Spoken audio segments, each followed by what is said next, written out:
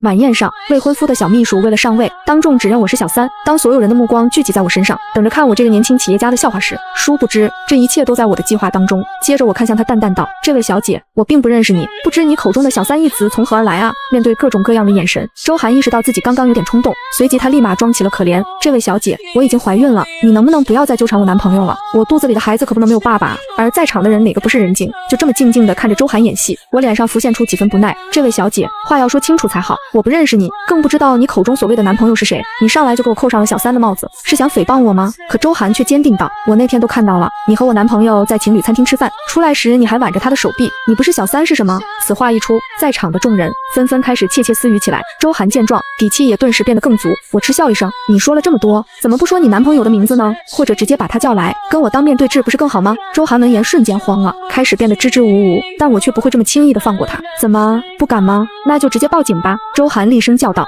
不行，可自己却又没有什么动作，而我的耐心早已被耗尽，直接给他两个选择：要么你把你男朋友叫来当面对质，要么我直接报警告你诽谤。我沈氏财团的律师也不是吃干饭的。沈氏财团，周涵惊疑不定，我挑了挑眉，所以你认定我是小三，却不知道我的身份吗？接着我看向周涵恐慌的眼神，一字一句道：“听好了，我是沈氏财团的现任总裁沈清婉。”周涵听后只觉眼前一黑，怎么会是沈氏财团？那个京市两大顶尖豪门之一的沈氏，他以为对方只是一个普通的豪门小姐，就算是闹大了，逸轩也能够保住她的。现在看来全完了。不过周涵很快便定住了心神，反正已经得罪了沈氏，那就不能再放过逸轩这个金龟婿，大不了就不跟沈氏合作。看在孩子的面上，逸轩应该不会怪他的。随后周涵大声呵斥道：“就算你是沈总又怎么样？你用自己的权势逼迫一个不喜欢你的人和你订婚，这种行为不就是小三吗？”通过周涵的话，在场的众人也隐约猜到了他口中的男朋友是谁。我眯了眯眼睛：“逸轩吗？你认为是我逼着他和我订婚的？”周涵扯着嗓门喊道：“难道不是吗？”闻言我脸上没有丝毫表情。是不是我逼他的暂且不说，但你明知他有未婚妻的情况下，却怀了他的孩子，甚至还倒打一耙，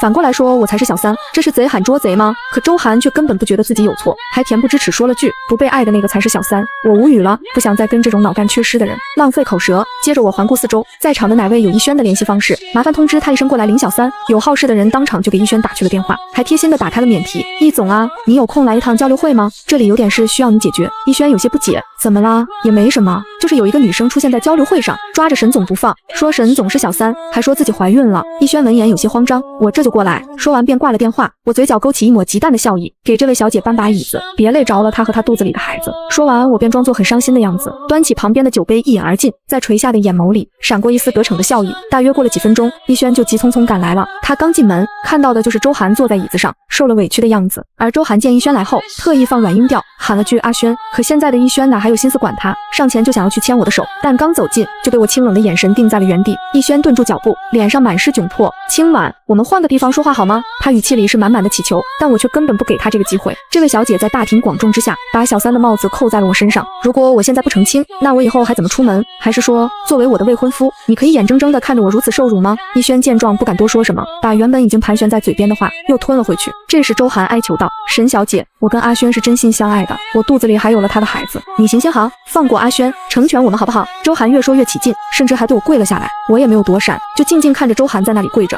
反而是逸轩却率先忍不住了：“周涵，你给我闭嘴，别在这胡说八道。”周涵从来没见过逸轩如此阴质的样子，跪在地上的身子猛地瑟缩了一下。在旁边的逸轩赶紧向我解释：“清婉，我跟周涵真的没什么关系。”可不等他把话说完，我就开口打断了他：“原来这位小姐叫周涵啊，她肚子里的孩子是你的吗？”逸轩有点无措，下意识想要否认，可我根本不给他这个机会。别想骗我，现在的医学技术很好，孩子在肚子里也能做 DNA。逸轩不想承认，可是又实在无法反驳。看他这副沉默的样子，在场的人顿时一清二楚。我从座椅上站了起来，一步步走进逸轩，然后一巴掌甩在了他的脸上，在众目睽睽之下被打了一巴掌。逸轩表情有一瞬间的狰狞，但是却不敢有任何的怨言，甚至又往自己另一边的脸颊上补了一巴掌。清婉，对不起，我也是一时鬼迷心窍才犯了错，我向你发誓，我绝对会跟他断得干干净净，再也不见他。你原谅我好不好？我以后绝对不会再做对不起你的事。但我却面无表情，就像个局外人一样，看着他精湛的表演。周涵连忙起身靠近逸轩，带着哭腔开口道：“阿轩，你不能这么对我，我肚子里可是有了你的孩子啊！”逸轩挥开周涵抓着自己的手，急切的想要撇清关系。清婉，你听我说。我打断了他，然后质问道：“逸轩，我听这位周小姐说，是我用权势逼迫你跟我订的婚，你们俩之间才是真爱，这是真的吗？逸轩急忙摇头否认，当然不是，我爱你清婉，我是真的爱你，我是心甘情愿跟你在一起的，是吗？我怎么有点不信？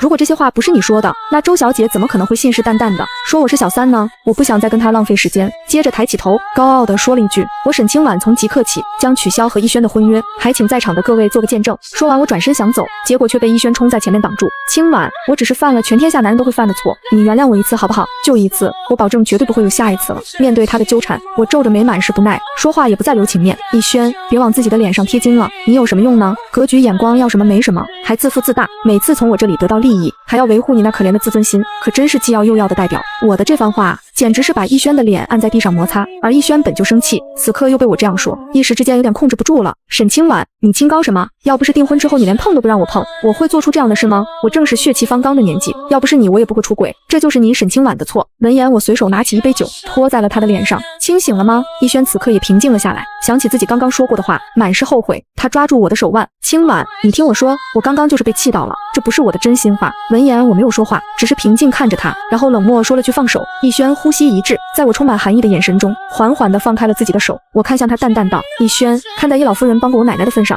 从今天起，我沈氏与你断绝一切的合作，但我不会出手对付易氏，我们之间也再无任何关系。若你再敢纠缠我，那我就不保证会不会对你易氏做点什么了。逸轩看着我决绝的样子，知道现在我正在气头上，不是说话求原谅的好时候，于是便一点一点地挪开了位置。我不再看他，迈开步子便离开了宴会厅。逸轩站在人群中央，心里想的是该怎么挽回我，因为沈氏这棵大树，他是绝对不可能放弃的。周涵见我走远了，颤颤巍巍地从地上爬起来，小心翼翼地抓住逸轩的手臂。阿轩，你不要这样，我会永远站在你这边的。逸轩看着周涵，心里满是怒火，如果不是这个女人，沈清婉怎么可能会这么对他，害得他在大庭广众之下被扇了一巴掌，还得罪了沈氏。逸轩越想越生气，毫不留情地把周涵推倒在地，觉得不够出气，他抬起脚又踢了周涵一下，可好巧不巧，正好踢在了周涵的肚子上。周涵捂着自己的肚子，头上冒出冷汗，发出阵阵惨叫声，慢慢的便有血从他的身下流了出来。周围人看着这一幕，都被吓出了一身冷汗。没想到表面上看着温文尔雅的逸轩，竟然有如此狠厉的一面，可周涵却还傻傻的向他求救。阿轩，我肚子好痛，你送我去医院好不好？阿轩，救救我！但逸轩不想再跟周涵扯上任何的关系，连看都没看他一眼，就这么离开了。后来还是酒店的人怕闹出人命，打了急救电话，周涵这才被送到医院。可是由于失血过多，加上拖延的时间有点长，周涵这辈子可能再也不会有孩子了。另一边，我走出宴会厅后，直接下了楼，现在只想回家好好泡个澡，清洗一下被逸轩碰过我嫌脏。回到家后，我躺在浴缸里，正闭着眼睛小憩，突然手机响了起来，是闺蜜云冉打过来的电话。喂，冉冉。云冉笑声从手机里传来，听沈总的语气，看来今晚的事情很成功啊，终于要甩掉易氏这个寄生虫了吗？我扬起嘴角，惬意地靠在浴缸上。今晚发生的事都是我一手策划的。我早在3个月前就发现了逸轩出轨的事，也调查过了周涵这个人，于是我便故意设计，让周涵看到了我和逸轩在一起的画面，随后又不断刺激他，直到他再也忍不住。接着我嗤笑一声，眼里满是不屑。逸轩以为自己瞒得很好，他太小瞧我们沈氏了，他不说，以为别人也不说吗？电话那边传来云冉窸窣的声音，只是没想到周涵会在交流会这样的场合把这件事捅出来，但周涵的心思怎么可能瞒得过我？他也是能忍，居然在确保了自己怀孕后再行动，在交流会上说出这件事，无非就是想让自己嫁进一家更容易一点，更是为了保证自己的安全。一旦他出了什么事，那么所有人都会怀疑我或者是一家，反倒让人不敢对他下手。云冉静默了一下，然后才缓缓开口，婉婉，你可能还不知道，他的孩子已经没了。闻言我倒有些意外，这么快？我知道一家不会放任这个孩子的存在，还以为至少会等这个风头过去了，一家才会安排个意外把这孩子弄掉。云冉淡淡道，是逸轩弄的，他估计是在气头上，下手没轻没重，直接朝着周涵肚子踢了一脚，当场就流血了，连救护车都是酒店的工作人员叫的。我轻叹一声，逸轩平时看起来斯斯文文的，没想到竟是这种人。云冉刚听到这个消息时也是有点唏嘘，幸好不是在你们结婚后才发现他的真面目，你也算是脱离苦海了。我有点愁眉，按照一家那家人的性子，只怕日后还要纠缠一段时间。云冉开口道，管那么多干什么？你都已经说了，他们如果还敢找你，那就教训教训他们，正好出口气。有什么事是你沈清婉解决不了的？我听着云冉的话，思考了一下，沈彻在你旁边吧，打电话给他。云冉二话没说，直接把手机丢给了正黏着他的沈彻。沈彻乖乖地接起电话，恭敬喊了声姐。接着我淡淡开口道，京城这边和一家的合作，我们有的已经进行了大半，想要断掉损失太大，新的合作伙伴也不是那么容易找到的。你那边就不一样了，没有什么纠葛，你准备好，不用对一家手下留情。沈彻彻挑了一下眉梢，放心吧姐，我早就想这么做了，对沈彻的能力我毫不怀疑，相信他一定能让医师元气大伤。行了，时间也不早了，冉冉怀着孕很辛苦，你照顾好她，先不聊了。挂断电话后，我从浴缸出来，接着就悠哉坐在床上看着手机。而另一边，逸轩本来在自己的别墅里待着，结果就被义父的一个电话叫回了家。刚进门，义父就直接上前，一巴掌甩在了逸轩的脸上。今天晚上连续被打了2巴掌的逸轩，脸色此刻无比的阴鸷，但他也不敢在义父面前放肆，毕竟家里的公司还是由义父做主的。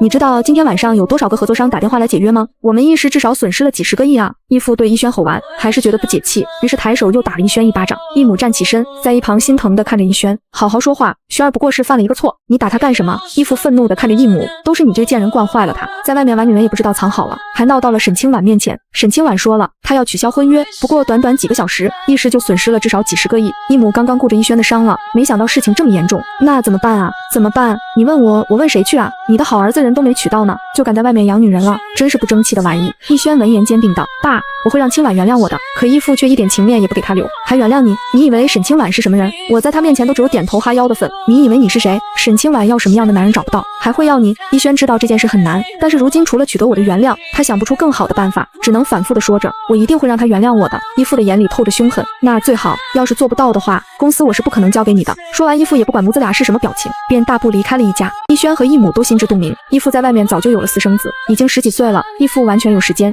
去培养一个新的继承人出来。如果逸轩没用，他就只有被放弃的份。没等义母继续说话，逸轩也离开了家。从家里出来后，逸轩一晚上都没睡，一直在打听我的去向。很显然，并没有人敢告诉他。无奈，他只能一早就来到了沈氏财团的楼下，想着能够等到我。但我今天压根就没去公司，而是去了设计室。逸轩坐在车里等了很久，却始终没有看见我的身影。他最后实在是忍不住，走进大楼，问了前台才知道，我今天压根就没来公司。这下他是彻底的没辙了。而此时我正沉浸在手稿中，突然响起的电话铃声打断了我的思绪。我拿起手机看了一眼，是徐逸晨打来的。我跟他向来没有什么太多的交集，他怎么会给我打电话？虽然不解，但我还是第一时间接起了电话。徐总怎么突然找我？是有什么事吗？徐逸晨开口道，是这样的，明天晚上呢，我这边有个接风宴，不知道沈总有没有时间一起聚一聚啊？闻言我更疑惑了，接风宴这种场合，邀请的应该是相熟的朋友吧，怎么会邀请自己？于是我便试探性开口，不知这接风宴的主人是谁啊？还请徐总告知我一声，我也好准备个见面礼。徐逸晨瞥了穆灵逸一眼，看到他轻轻点头，这才开口，是我的好兄弟穆灵逸。闻言我恍然大悟，前2天是听说过穆家的继承人回国了，只是没想到他的接风宴会邀请自己。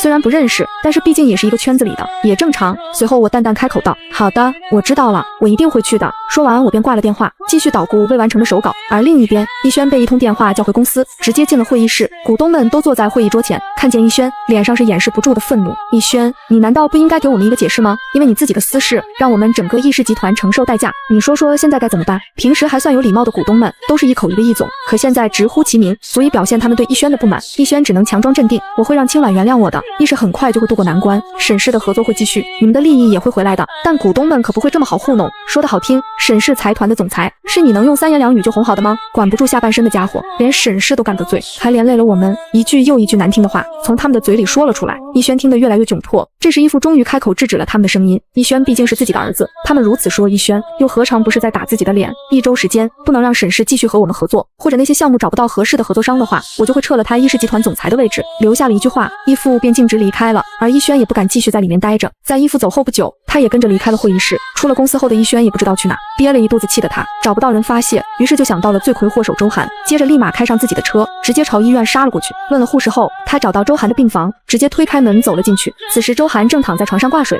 听到动静朝门口看去，就看见了一脸阴沉的逸轩。他走到周涵的病床边，压低着声音，现在沈氏断绝了所有和逸氏的合作，你满意了？我要被撤掉逸氏总裁的位置了，你高兴了？逸轩看着惊慌的周涵，终于感觉到了快意。我对你不好吗？你要什么我买什么，但是你为什么要去找沈清婉？你就非要毁了我吗？光是辱骂周涵已经不能满足逸轩了，他一巴掌直接扇在了周涵的脸上，随后又把周涵从病床上拽了下来，扔在地上。周涵发出恐惧的惊叫声，阿轩，我错了，求求你放过我。等外面的护士听到声音赶来时，却发现房门已经被锁上了，护士只能叫来保安，同时在门外慌张地叫喊着。而保安也很快来到了病房外，倒立打开了房门，第一时间就控制住了逸轩。周涵躺在地上，身上全是伤痕，昨晚刚流产，今天又被这么暴打，此刻已经是动弹不得。几名医生连忙抬起周涵，开始急救。我得知逸轩被抓进警局时，已经是下午4点多了，倒是没想到他会做出如此失控的事出来。看来义父是真的想要放弃他了，但义父还是找了律师去警局，想要保释逸轩。沈总，需要我们打声招呼，不让保释吗？我听着那边助理的汇报，心里有了想法。不用，你去找几家媒体，把这件事告诉他们，逸轩的身份也透露给他们，把逸氏集团继承人残忍对待自己的女朋友这件事的热度给我炒上去。很快，逸轩在医院残忍殴打周涵的视频已经在网上火了，有逸氏集团的人出来爆料，说视频里的主人公是逸氏未来的继承人和他的秘书。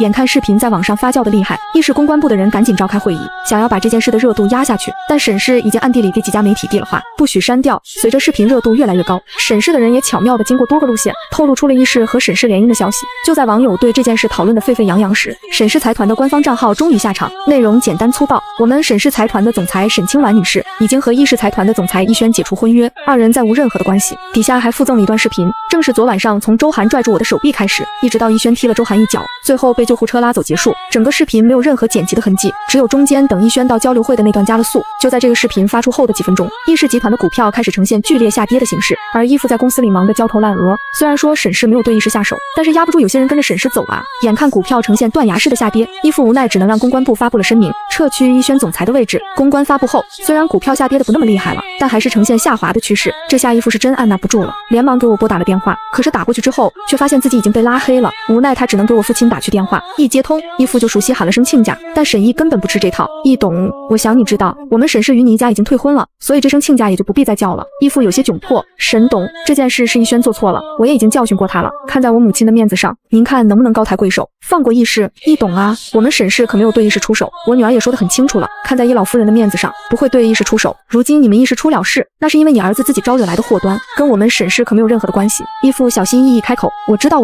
不过沈董，那您能不能发善心，再帮一次逸氏呢？沈毅慢悠悠地浅啜了一口茶，如今我已经全把沈氏交给了我女儿，那么我自然是不会打我自己女儿的脸的。他也已经说过了，如果你们再纠缠，那可就不保证会发生什么了。义父又怎么会听不出来沈毅话语中的威胁，只能讪讪地挂了电话。如今逸氏已经是4面楚歌，可再经不起沈氏出手了。难道逸氏真的就要这么完了吗？为今之计只有断尾求生，舍去大半的利益，才能保住逸氏的根基。可是这样一来，逸氏在京城真的就生存不下去了。而另一边，逸轩终于被保释了出来，结果刚出警局的大门，就被一大批的记者堵在了门口。